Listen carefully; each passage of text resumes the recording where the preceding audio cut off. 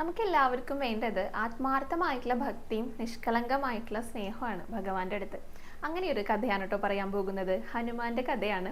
ഒരു ദിവസം ശ്രീരാമനും സീതാദേവിയും കൂടെ കിടപ്പറയിലേക്ക് പോകുന്ന സമയത്ത് ഹനുമാനും കൂടെ പോകുകയാണ്. കാരണം ഹനുമാൻ എപ്പോഴും ഭഗവാന്റെ അടുത്തിരിക്കണം എന്നാണ് ആഗ്രഹം. പാദദാസനാണ്, എപ്പോഴും ഭഗവാന്റെ ആ പാദത്തിന്റെ അടുത്തിരിക്കണം. അപ്പൊ കിടക്കാൻ പോകുമ്പോഴും കൂടെ പോകാൻ വേണ്ടിയിട്ടാണ്. അങ്ങനെ ശ്രീരാമൻ തടഞ്ഞു കേട്ടോ, ഹനുമാനെ പിടിച്ച് പുറത്തേക്കാക്കി. അപ്പൊ എന്തേന്ന് ചോദിച്ചു, ഞാനും കൂടെ അകത്തേക്ക് വന്നോട്ടേന്ന് ചോദിച്ചു. അപ്പൊ ശ്രീരാമൻ പറഞ്ഞു, നോക്കൂ, സീതാദേവിയുടെ നെറുകിലെ കുങ്കുമം തൊട്ടത് കണ്ടോ? കുങ്കുമം തൊട്ടവർക്ക് മാത്രമേ അകത്തേക്ക് പ്രവേശിക്കാനായിട്ട് സാധിക്കുള്ളൂ എന്ന് പറഞ്ഞു.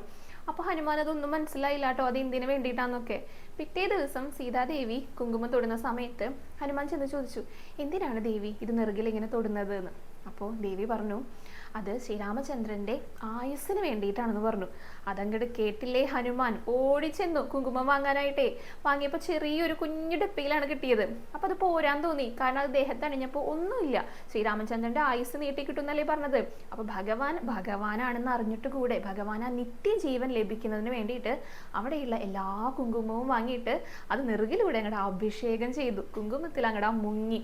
പോരാത്തതിന് താഴെ വീണ കുങ്കുമത്തിൽ കിടന്ന് ഉരുളയും ചെയ്തു. അങ്ങനെ ദേഹമാസകലം കുങ്കുമം കൊണ്ട് അഭിഷേകം ചെയ്തിട്ട് ശ്രീരാമന്റെ മുന്നിൽ പോയിട്ട് നിന്നു. ശ്രീരാമൻ പോലും വിചാരിച്ചില്ല കേട്ടോ ഹനുമാൻ ഇങ്ങനെ ചെയ്യുന്നുള്ളത്. അത് ഹനുമാന്റെ ഭക്തിയാണ്, ആത്മാർത്ഥമായിട്ടുള്ള ഭക്തിയാണ് അവിടെ കാണിക്കുന്നത്. നിഷ്കളങ്കമായ സ്നേഹവും ഭഗവാന്റെ അടുത്തുള്ളത്. അതാണ് ഹനുമാനെ കൊണ്ട് അങ്ങനെ ചെയ്യിച്ചത്. തൻ്റെ ഭഗവാനെ ആ നിത്യമായിട്ടുള്ള ജീവൻ ലഭിക്കുന്നതിന് വേണ്ടിയിട്ട്. ഗുരുവായൂർ ക്ഷേത്രത്തിലും നമുക്ക് കാണാൻ സാധിക്കും കേട്ടോ, നാലമ്പലത്തിനകത്ത് അവിടെ ഒരു ഹനുമാന്റെ ശില്പമുണ്ട്. അവിടെ ഭക്തര് കുങ്കുമം കൊണ്ടുവന്നിട്ട് അഭിഷേകം ചെയ്യാറുണ്ട്. അങ്ങനെ ഹനുമാനെ പ്രസാദിപ്പിച്ചു കഴിഞ്ഞാലേ, സന്തോഷിപ്പിച്ചു കഴിഞ്ഞാലേ അത് ഭഗവാന്റെ അടുത്തേക്ക് എത്തുന്ന പറയാം. കാരണം ഭഗവാന്റെ അത്ര വലിയ ഭക്തനാണ് ഹനുമാൻ.